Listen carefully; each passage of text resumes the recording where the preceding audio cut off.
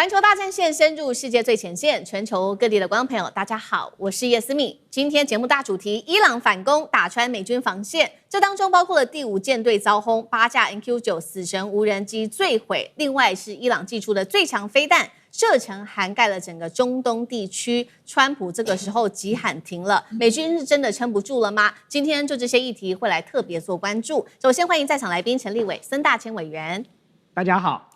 前國安會副秘書長楊永明老師，士兵好，各位朋友好。好，還有前海軍艦長呂禮詩艦長，主持人好，各位觀眾大家好。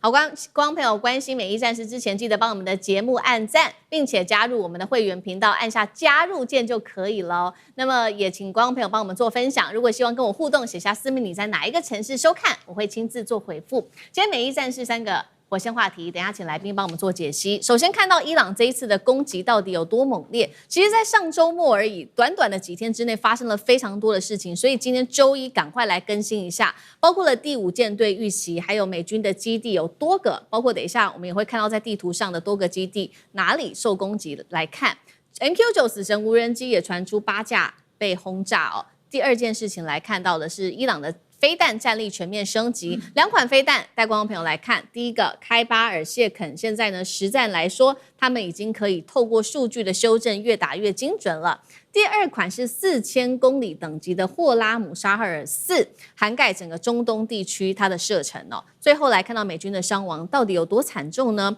現在呢，來自於美軍的說法，陣亡人數從18人下修到14人，而且這下修的原因是因為停火後死亡不列入統計，引發了家屬非常憤怒，怒批美軍是否在淡化戰爭的代價呢？今天就這些議題會來做深度剖析。最新戰況，趕快來看到美軍連13天的轟炸對伊朗的大規模空襲，但是沒有想到為什麼呢？就在周末的時候，川普突然間態度軟化了。他說要下令暫緩攻擊伊朗。現在大家也在看說，為什麼之前每天都在攻擊，現在突然間改變他的態度了呢？外界分析有2個原因，第一個就是防空飛彈是不是快速的消耗，愛國者飛彈庫存吃緊。第2件事情是美軍恐怕在評估一個更高強度的地面戰跟特戰來做一個準備。不管美軍的下一步是什麼，伊朗的攻勢非常的強烈，我們趕快來看最新的幾個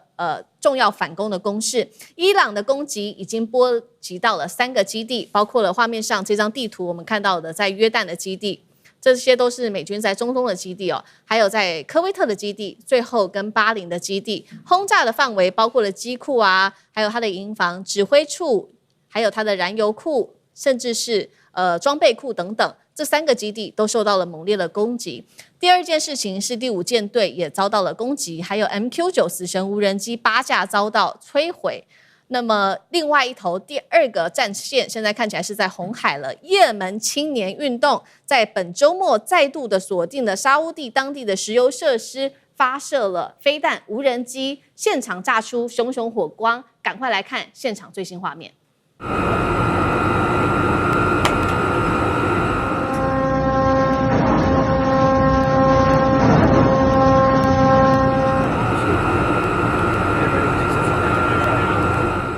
好，所以現在等於說，除了伊朗發動攻勢之外，還有也門青年組織也發動了各種的攻勢。再來，我們看到伊朗祭出的最強飛彈2款，第1款是開巴爾謝肯中程彈道飛彈，射程1000多公里，最大特色是它的高度機動化的一個部署方式，可以降低美軍提前被摧毀他們飛彈的一個風險。第2款飛彈來帶觀眾朋友看到的是霍拉姆沙赫爾4，這一款飛彈不一樣的地方是它的射程了，高達了4000多公里，涵蓋整個中東地區，甚至可以到南亞、印度洋區域去了。而且這一次呢，伊朗的飛彈攻擊越來越精準了。他們說呢，無論他們可以透過大量的戰場數據做學習，來調整飛彈飛出去的路線。屠防的方式也因此提升，還有命中的精準度。伊朗甚至喊說，他們部分的飛彈精準度已經高達了100%。再來就是我們看到美軍他們現在的攔截飛彈的成本高達了數百萬，讓他們備受壓力哦。航空這個防空的資源非常的昂貴，讓他們快要撐不住了。而且呢，現在時隔30年了，美軍再度的考慮要來生產愛國者2型飛彈，原因是他們認為已經不夠了，要來快速補充一下目前的庫存。節目一開始先請教孫委員了，怎麼看伊朗這一系列這麼多的一個攻勢？第5艦隊巴林、約旦、科威特，還有 MQ-9死神無人機被轟，紅海又有另外一場攻勢再起，中東基地已經從前進堡壘變成飛彈的靶場嗎？委員怎麼看這一波攻勢？對，如果我們要問說伊朗到底有把美國打得有多痛哦，你就光看這場戰事一路過來，其實都是川普在替伊朗發言哦。川普3不5時就告訴大家說，伊朗打電話給他說要和談了哦，伊朗找人傳話來說要和談了，伊朗已經準備好要和談了，和談的方案都已經準備好了。可是從頭到尾，伊朗都沒有正式的肯定或者是承認川普的這個談話的內容，所以川普一直不斷的在找下台階。從這一點，大家就可以知道到底是誰怕繼續打下去了。那你更不要講說，在這2次的停戰哦，我們上一次我們看到的這個停戰維持了一段時間，到這一次忽然又找了另外一個理由，又停戰了個幾天。其實這個停戰都是美軍主動停戰的哦，伊朗並沒有打算要停戰。所以從這一點就可以看得到，其實美軍在這場戰爭當中，其實有一點後繼無力的這個味道存在了。我們剛才講到了它的這個軍事裝備的損耗量太大了，到目前為止，薩德已經耗掉了80%了，只剩下2成的薩德飛彈。光在今年7月，愛國者飛彈就打掉了600枚到700枚了，這等於是愛國者飛彈1年生產的量啊，光7月就打掉了。那麼，所以現在美軍已經陷入到了另外一個進退兩難的困境哦。但是你回頭來看，其實伊朗在這場戰爭，他準備了20年到30年的這場戰爭，他從頭到尾他有他的節奏跟劇本的，他沒有亂打的。他從一開始他就抱定說，我要畢其功於一役。我準備了30年，這30年的這個準備，我一場戰爭我就要把所有的問題解決掉哦。所以你會發現，從一開始，伊朗就端出了所謂的去中心化指揮系統。我一直認為這是一個很聰明的部署哦，因為他早就已經預期到他的將領可能會被暗殺、會被斬首，所以他一開始就做了這樣的布局，代表說他這個戰爭從頭開始，他就是有計劃的來做推進。然後第二個，你發現說他用了很多廉價的哦。這個所謂的無人機，或者是相對比較低階的這個導彈，在第一階段的戰爭當中，耗盡了美國的這個防空飛彈的系統，包含美國盟國的防空飛彈系統，然後用這個無人機入侵去這個破壞了美國在整個這個波斯灣中東地區的這個雷達的防禦系統哦。所以接下來呢，他就可以好整以暇的拿出工具箱，精準的精良的武器，一個一個的來對美國造成重大的這個殺傷跟這個損害哦。那麼而且更重要的一點是，當他在做這件事情的時候，他做了第3個布局哦。我一直講，這是主場跟客場的問題。美軍在這裡是客場，對伊朗來說它是主場哦。客場最大的問題是什麼？在客場做發動戰爭，關鍵的問題在於兵力投射的問題。美軍以前在中東的兵力投射是靠它的軍事基地啊，靠它在波斯灣的這個一系列的軍事基地，不管是空軍、陸軍、陸戰隊，這個包含這個第5艦隊的這個補給，通通都是在中東地區的軍事基地。可是現在伊朗，大家不知道有沒有注意到，其實在這場戰爭在這個停戰前跟後來的這個停戰後的陸續的衝突，伊朗已經有計劃的把美軍在整個中東地區的軍事基地一次又一次的清洗啊，就是他不是只打一次啊，他3不5時就在打了。所以我常常看到說，這個美軍大概也不用修他的軍事基地，你今天修好了，明天又被炸了哦。那麼在這個情況之下，美軍馬上就面臨到兵力投射的問題了。伊朗現在不只是打波斯灣的這個軍事基地啊，他連約旦這麼遠都打了。所以他主要展現的一個態勢是說，你任何一個國家，你只要你敢讓美國的這個空軍或者是陸軍進行部署投射，我就摧毀你。他這樣的做法是為了什麼？為了下半場做準備了。下半場如果美國的這個兵力投射發生了問題，那請問接下來他要怎麼打？那更重要的是，你看最近他攻擊的幾個點，巴林的這個第5艦隊海軍這個基地，為什麼？因為你現在美國的兵力投射，我說過，除了陸上的這個相關的基地之外，你就剩下航空母艦戰鬥群了。如果今天連第5艦隊的這個補給休整的基地都被打爛了，那你第5艦隊到底要到哪裡去進行後勤的補給啊？然後接下來你看到他在打科威特的這個多哈營地，他為什麼要打科威特的多哈營地？因為科威特的多哈營地是美國陸軍在中東最大的裝備儲存跟後勤保養的中心哦。更重要的一點是科威特的地理位置，如果美軍要針對伊朗發動地面戰爭，要這個攻擊哈爾克島，那麼科威特是最近的位置。所以今天他為什麼大家會看到他不斷的在攻擊科威特美軍的這個陸軍的基地？其實他就是為了要消耗美軍的戰力嘛。那更不要講到說，你看到他最近的這一波一波的攻擊，幾乎讓美國的空軍在這個原本的伊朗上空的空軍優勢都這個失去了。我認為伊朗在做這樣的節奏，只有反映了一個重點，就是伊朗沒有準備要談了。伊朗準備要跟美國決一死戰，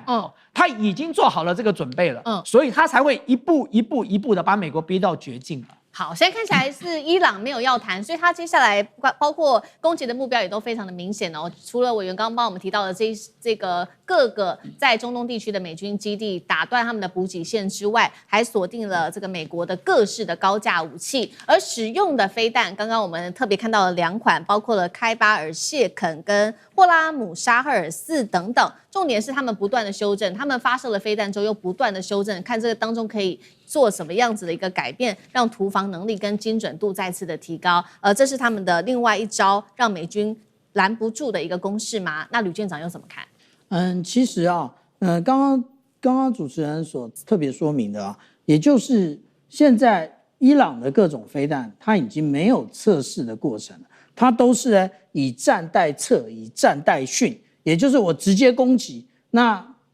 看看攻擊的狀況結果是什麼，然後再進行最後的修正。那這個是我們現在看到伊朗的部分了。那這個有關於海巴爾謝肯這枚飛彈呢，它長成這個樣子。那它告訴我們，一般的說法啦，是它可以打1450公里。那我們可以從它這邊的這個小翅膀啊，這個叫做什麼？這叫做雙錐體可控制翼。所謂的雙錐體可控制翼，也就代表它末端它是可以改變它的方向的。也就是說，你追蹤它的前半場，那也就是它的彈道的話，你未必能夠預測到說它真正攻擊的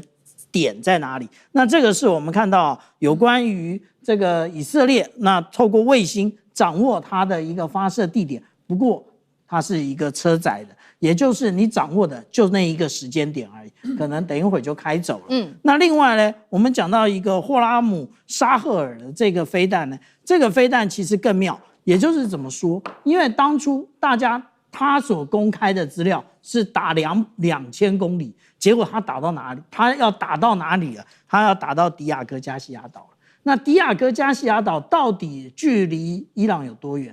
距離伊朗3862公里，意思也就是什麼？他公布的距離跟他實際可以射到的距離，其實差了將近1倍啊。那也就是我們看到啊，他那個時候對於迪亞哥加西亞島其實發射了2枚，一枚那我們剛剛講到了那個以戰代測啊，那就不見彈了。那另外一枚呢，其實美國發射了標準3型的飛彈進行攔截。那為什麼要攔截？因為快打到迪亞哥加西亞島了，所以要攔截啊。那這個如果按照美軍的說法說，哎呀，那它還很遠的話，那我請問你，你為什麼要花400萬美元的這個標準3型飛彈進行攔截？那是快要打到了才會做這種